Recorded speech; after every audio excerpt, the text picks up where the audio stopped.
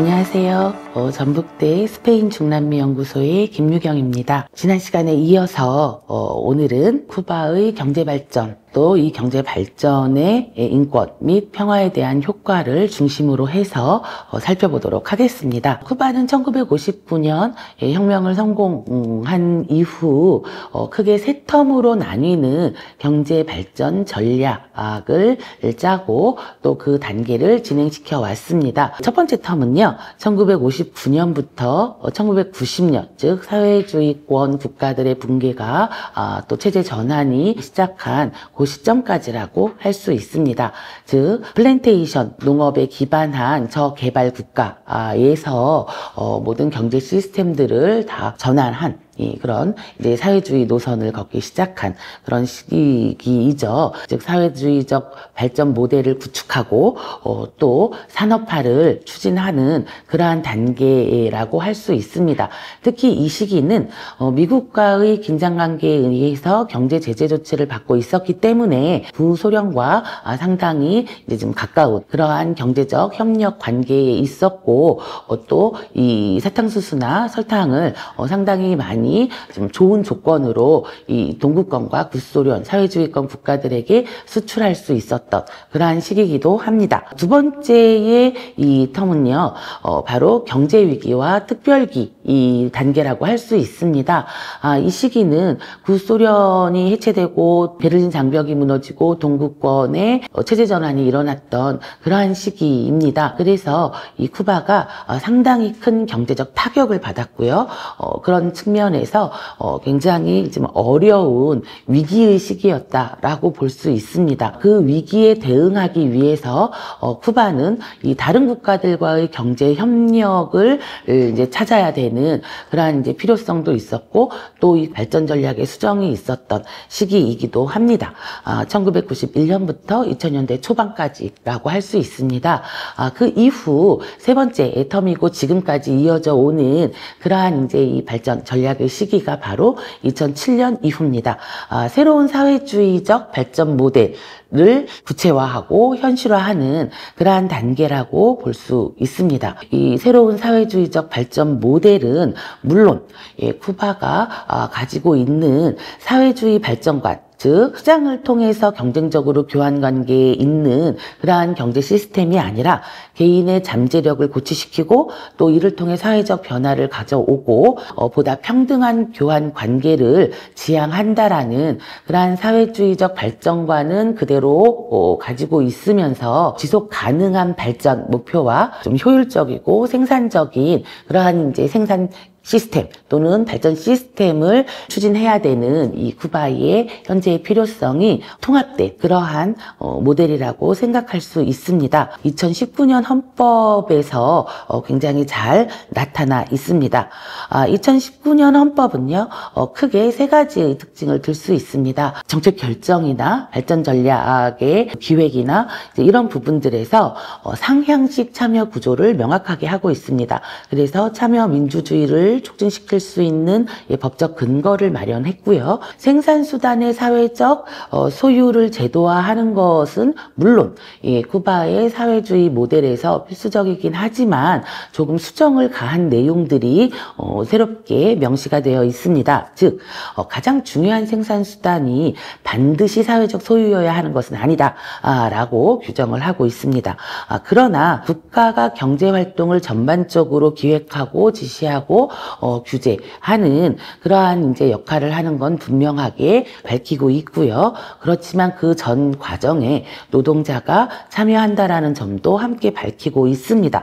즉 2019년 헌법은 이 새로운 사회주의 모델이라는 것이 결국은 생산의 국가 통제라는 본래 발전 전략에 갖는 특징을 그대로 고수하면서도 보다 민주적인 방식, 그다음에 지속 가능한 방식, 즉 21세기 21세기형 사회주의의 성격을 포함하고 있는 그런 새로운 사회주의 경제 발전 모델의 법적 근거를 보여주고 있다고 할 수 있습니다. 그래서 긴스버그란 학자에 의하면 이 2019년 헌법은 쿠바식 사회주의 모델의 발전 그리고 21세기 사회주의의 특징을 균형 있게 보여주는 거라고 그렇게 평가를 하고 있습니다. 그러면서 쿠바는 사회주의적 발전 전략의 SDG, 즉 지속가능한 발전 목표를 통합하는 새로운 모델을 구축하기 시작합니다. 특히 2021년에 경제, 그다음에 사회 및 환경 이 세 가지 차원을 통합해서 지속 가능한 발전을 꾀할 수 있게끔 6개의 새로운 경제 발전 목표를 정합니다. 6개 축이라고 얘기를 하는데요. 그 6개 축에 17개의 SDG의 목표들을 공존할 수 있게끔 그렇게 짜고 있습니다. 그리고 이미 사실 이 SDG 자체에 쿠바가 지향하고 있는 사회주의적 발전관, 즉 인간의 잠재력을 발전시킨다. 그다음에 조금 더 평등하고 지속 가능한 그리고 친환경적인 그러한 발전을 꾀한다 라는 내용들이 사실은 다 포함되어 있기 때문에 SDG와 쿠바의 사회주의 모델은 결코 배치되는 것이 아니다라는 것을 또 보여주는 그러한 예이기도 합니다. 그렇게 해서 새로운 사회주의 모델을 실제로 추진을 했을 때 이제 좀 쿠바가 어떠한 발전 성과를 가져왔는지를 우리가 여러 표들을 통해서 좀 볼 수 있습니다. 발전과 관련돼서 이제 양적인 측면에서 GDP를 보면요, 두 개의 그림이 나와 있습니다. 하나는 1인당 GDP 성장률 1990년부터 2022년까지고요. 그 다음에 이제 전체 GDP 1990년부터 2022년까지 나와 있는데요. 파란색으로 나타나는 이 선이 쿠바예요. 그리고 녹색으로 나타나는 선이 라틴 아메리카 및 카리브 지역의 평균치입니다. 쿠바는 두 가지 모두, 즉 GDP 성장률과 GDP 총량에서 라틴 아메리카 및 카리브 국가들이 평균치보다 좀 낮은 것을 볼 수 있습니다. 새로운 사회주의식 모델을 적용을 하고는 있지만 실제 나타나는 수치로 봤을 때에는 좀 성과가 제한적이다라고 할 수 있습니다. 그러면 질적인 측면에서 경제 발전의 정도는 어떤가? 1990년부터 2022년까지 쿠바의 HDI 동향을 한번 살펴보면 HDI, 즉 삶의 질의 측면에서는요, 쿠바는 라틴 아메리카 지역에서 낮은 편이 아닙니다. 전 세계적으로도 높은 편에 속하는 그러한 국가군에 들어가 있습니다. 그렇게 봤을 때에 이 쿠바의 양적인 평균치나 총량은 라틴 아메리카의 평균보다 낮지만 삶의 질이라는 질적 측면을 봤을 때에는 비교적 양호한 그러한 수치를 보여주고 있다. 따라서 사실 쿠바가 지향하는 보다 인간적인 그리고 보다 인간의 잠재력을 키우는 사회주의적 발전관에는 좀 부합하는 그러한 과정들을 보여주고 있다라는 거죠. 자, 그 다음에 빈곤을 보면요, UNDP라는 기구에서 다차원적으로 빈곤을 측정하는 그 지수를 개발을 했습니다. 점수가 낮을수록 다차원적 빈곤이 비교적 적다라는 의미입니다. 쿠바는 라틴 아메리카 및 카리브해 국가들 중에서 다차원적 빈곤 지수를 적용해서 순위를 매긴 국가들 중에 아르헨티나를 제외하고는 가장 낮은 점수, 즉 가장 양호한 빈곤이 개선된 그러한 성과를 보이고 있다라고 할 수 있습니다. 그런데 국내적으로 봤을 때 쿠바 인권 간축소에서 얘기하는 쿠바의 사회권이라는 측면은 좀 빈곤이 그렇게 개선되어 있지는 않다라고 또 주장을 하고 있습니다. 쿠바인의 88%가 극심한 빈곤 속에서 살고 있다. 이거는 최근에 특히나 경제난을 겪으면서 나오게 되는 그러한 이제 수치라고도 볼 수 있습니다. 특히 이제 식량 위기, 그다음에 물가 상승, 이런 것들이 이 빈곤 상태를 더욱 악화시키는 그런 거라고 있다라고 볼 수가 있죠. 그 다음에 발전과 관련해서 지속 가능한 발전 지수를 한번 살펴보면요. 기대 수명, 교육, 그리고 소득을 소비 기반한 탄소 배출량과 물질 발자국을 1인당 얼마나 점유하고 있나, 뭐 이런 것들을 함께 고려해서 나타낸 값입니다. 세계 지도가 나와 있죠. 세계 지도에서 파란색이 지속 가능한 발전이 보다 높다라고 볼 수 있는 그러한 색깔입니다. 쿠바는 환경과 관련한 그러한 이제 발전이라는 측면에서 상당히 좀 높은 순위를 나타내고 있습니다. 중남미 국가들을 포함한 세계적인 순위로 봤을 때 쿠바는 11호 그렇게 나타나 있습니다. 2023년 수치입니다. 쿠바는 비교적 빈곤과 관련된 것들에서 굉장히 좀 작더라도 그래도 개선되고 있는 것을 볼 수 있습니다. 그런데 SDG 이행에 대해서는 좀 국제적인 평가와 쿠바 자체의 평가가 조금 차이를 보이고 있습니다. 쿠바 같은 경우에는 일자리나 이런 것들이 굉장히 중요한데 실제로는 이제 환경과 관련된 그런 부분에서의 성적이 훨씬 좋거든요. 그 이유를 쿠바는 미국의 경제 제재로 인한 금융 투자나 이런 부분이 부족하다. 그래서 경제 성장의 동력이 굉장히 좀 미진하다. 이런 것들을 들고 있고요. 국제적으로는 쿠바 내부의 어떤 생산의 비효율성이나 낮은 생산성 이런 것들을 또 많이 얘기를 하고 있습니다. 2024년 보고서를 보면 쿠바의 SDG 이행 현황은 상대적으로 양호한 편입니다. 166개 국가 중에 39위로 이행을 잘하고 있다라고 보여집니다. 그럼에도 불구하고 어쨌든 양적으로나 여러 경제적인 지표들을 봤을 때 이렇게 성과가 아주 뛰어나지는 않죠. 쿠바의 발전을 제약하는 요인들을 한번 살펴보면 크게 4가지 정도로 우리가 얘기를 할 수 있어요. 첫 번째는 쿠바가 기후변화나 이런 거에 미치는 영향은 상당히 작습니다. 그런데 기후변화의 충격을 굉장히 크게 받는 국가예요. 두 번째로는 대내적으로 생산 기술이 노후화됐고 또 고도로 관료화된 그런 이제 중앙 경제 시스템, 국가가 모든 걸 통제하려고 하잖아요. 거기에서 기인한 경제의 비효율성과 낮은 생산성이 또 이 쿠바 발전을 가로막는 그러한 장애 요인이라고 할 수 있습니다. 다음에 이제 세 번째는 바로 초기 조건인데요. 미국의 경제 봉쇄가 지속되고 있다라는 그러한 이제 측면입니다. 이것이 어떻게 보면 쿠바의 경제 발전을 제약하는 가장 중요한 그런 이제 요인일 수도 있습니다. 그리고 쿠바는 이 경제 성장을 하기 위한 동력으로 에너지 자원이 굉장히 부족해서요. 특히 베네수엘라와 상당히 긴밀한 관계였었는데 베네수엘라가 경제 위기를 겪으면서 또 석유를 생산하는 것이 많이 줄어들면서 쿠바에도 영향을 미치게 되죠. 그래서 쿠바는 지금 에너지의 굉장히 부족 현상을 겪고 있습니다.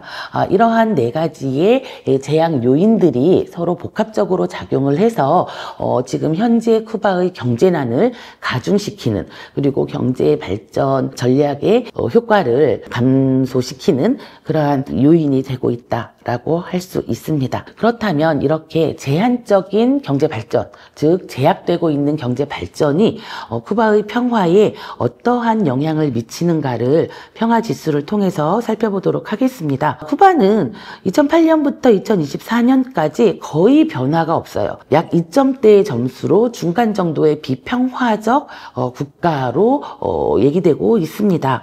요거는 미국에서 오바마 정부가 들어섰느냐, 클린턴 또는 트럼프 정부가 들어섰느냐, 이런 것과는 상관없이 다 2점에서 왔다 갔다 하는 거예요. 이 얘기는 쿠바와 미국의 적대 관계를 근본적으로 변화시켜도 쿠바의 평화 수준이 달라질 것인가에 대해서 약간 의문을 가게 하죠. 긴장 관계가 완전히 해소가 되면 뭔가 변화가 생기겠지만 미국의 정부가 바뀌어서 약간씩의 변화가 있다고 해서 이 쿠바의 이 평화 수준이 크게 달라질 거라고 기대하기는 좀 어렵습니다. 즉 적극적인 평화 구축은 계속 지연되고 사용되고 있고 발전의 효과도 사실은 별로 나타나지 않는다라고 볼 수 있습니다. 그렇다면 경제 발전의 인권에 대한 효과는 어떤가 한번 살펴보겠습니다. 2019년 헌법에 따르면 생명권, 신체적 및 도덕적 완전성, 어떠한 형태의 가정폭력 이런 것들에 대한 보호가 명시적으로 포함되어 있습니다. 즉 2019년 헌법에 의해서 쿠바에서는 다양한 사회권이 보장이 되고 있지만 제한적인 발전 수준이 이러한 사회권의 보장을 제약하는 요인으로 작용을 합니다. 이 2019년 7월부터 쿠바가 법령 370호를 적용을 시키는데요. 이 370호는 표현의 자유와 언론의 자유에 대해 탄압하는 그러한 기제로 사용이 되고 있습니다. 경제 발전이 더디고 경제난이 가중되면서 이제 쿠바에서도 시위가 있었어요. 2021년에 이제 시위가 있었는데 이 사회적인 불만이 조금씩 고조되면서 이제 쿠바의 정치 권력을 잡고 있는 이 엘리트들은 그러한 이 불만을 통제해야겠다라는 필요성을 느끼면서 조금씩 이제 법 또는 제도적으로 아주 기본적인 권리, 즉 자유권을 압박하는 그러한 형태로 좀 여러 가지 통제를 하고 있습니다. 법령 370호는 원래는요 쿠바 사회의 전산화에 대한 규제예요. 그런데 이것이 국경 없는 기자회의 연례 보고서나 프리덤 하우스의 글로벌 자유도나 또 이 미주인권위원회의 국가 보고서들을 종합해 보면 이 370호가 사이버 보안이나 기술 주권, 안보 이런 것들을 핑계로 대고 있지만 사실상 국내에서 개인의 자유나 이 기본권을 압박하고 제한하는 수단으로 활용되고 있다라는 그러한 내용들을 우리가 찾아볼 수 있습니다. 그리고 국제민주주의 선거지원연구소라는 곳이 있어요. IDEA라는 곳인데요. 여기서 개발한 민주주의 측정 지표가 있습니다. 민주주의 측정 지표를 보면 쿠바는 사회권, 그 다음에 연대권 이런 2, 3의 인권에 대해서는 법적으로 잘 보장되어 있는 것 같지만 오히려 가장 기본적인 자유권과 관련해서 상당히 낮은 점수를 보이고 있습니다. 요거는 1975년부터 2021년까지의 요 그래프 그림으로 우리가 한번 살펴볼 수 있는데 3점대에서 1점대 사이에 여러 가지의 기본권과 관련된 이 내용들이 자리를 하고 있어요. 상당히 낮은 수치입니다. 그래서 오히려 자유권에 대한 이 보장이 잘 안 되어 있어서 인권의 상당 부분이 제한되고 있다라는 점을 볼 수 있습니다. 그리고 이러한 인권의 제한은 항상 경제 발전을 위해서라는 명목으로 억압되고 통제되기 마련이죠. 그렇기 때문에 쿠바의 제한적인 경제 발전은 인권에 부정적인 효과를 오히려 미친다라고 볼 수 있습니다. 우리가 프리덤 하우스에서의 2024년 자유도도 볼 수 있는데요. 이 시민적 자유와 관련해서는 점수가 낮다라는 것을 볼 수 있습니다. 그래서 우리 종합적으로 쿠바를 발전, 그리고 인권, 평화라는 이 트라이앵글 틀 속에서 살펴봤을 때 먼저 중심이 되는, 즉 설명을 해주는 요소인 발전이라는 부분이 초기 조건 플러스 또 대내적인 조건, 그리고 대외적인 여러 가지의 조건들이 모두 발전을 제약하는 그러한 요인으로 작용해서 상당히 제한적인 발전이라는 성격을 보이고 있습니다. 그리고 이러한 제한적 발전은 사회주의 발전 전략을 새롭게 만들고 또 추진을 하고는 있지만 아주 좋은 그러한 성과를 보이고 있지는 않다. 그러면 그 원인은 무엇일까? 아까 지적했던 네 가지의 제약 요인들을 우리가 한번 생각을 해볼 수 있습니다. 그 제약 요인들을 해결하는 것이 결국은 발전을 좀 더 잘할 수 있는 방법이고요. 그랬을 때에 인권과 관련해서도 보다 긍정적인 효과를 우리가 기대해 볼 볼 수 있습니다. 따라서 쿠바의 발전과 평화 인권의 트라이앵글을 살펴봤을 때 첫 번째로는 지속되는 경제난으로 인해서 쿠바 사회가 좀 흔들릴 수 있고 또 소요가 있을 수 있고 또 그러다 보면은 어떤 이 권력의 유지를 위해서 인권을 탄압할 수 있고 인권을 탄압하게 되면 오히려 그것이 쿠바 국내적으로도 또 외부적으로도 평화를 제한하는 그러한 리스크가 될 수 있다라는 악순환을 우리가 전망을 해볼 수 있습니다. 이 악순환의 고리를 끊기 위해서는 발전이 좀 지연되는 것이 아니라 경제 발전, 그 다음에 총합적인 그런 측면에서 삶의 질이 훨씬 더 개선되어야 한다라는 것을 생각해 볼 수 있습니다. 물론 이 쿠바의 발전이라는 것이 초기 조건의 변화도 필요로 하고요. 대내적인 개혁도 필요합니다.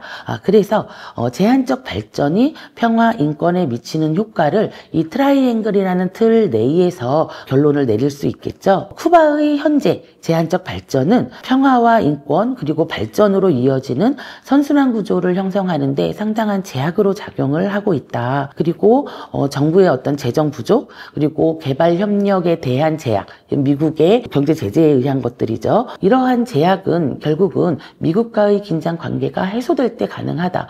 그래서 평화라는 것이 어떻게 보면 쿠바에게는 적극적 평화가 발전과 인권에 미치는 효과가 훨씬 더 크지 않나 우리가 또 거꾸로 뒤집어서 생각을 해볼 수 있습니다. 자, 이러한 내용들을 간단하게 표로 좀 그림으로 나타낸 것이 그림 3에 나와 있는 쿠바의 발전, 평화, 인권 트라이앵글이라고 할 수 있습니다. 자, 이 그림 3을 여러분들이 자세하게 살펴보시면 지난 시간에 이어서 오늘 얘기했던 이 발전과 평화, 인권의 관계에 대해서 조금은 명확하게 좀 정리를 할 수 있지 않을까 그렇게 생각을 합니다. 여러분들이 쿠바를 이해하는데 좀 더 도움이 되었기를 바라면서요. 수업을 마치도록 하겠습니다. 감사합니다.